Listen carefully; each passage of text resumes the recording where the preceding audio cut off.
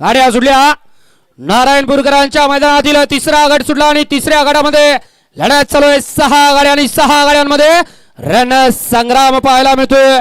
बघा बैल कशी पळतात, ड्रायव्हर गाडी कशी आणतोय, अतिशय सुंदर आणि निर्वाद वर्चस्व।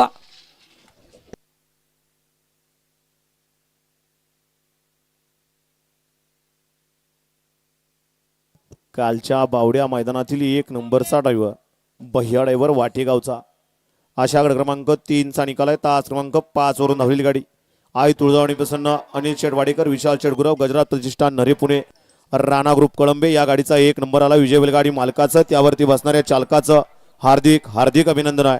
करे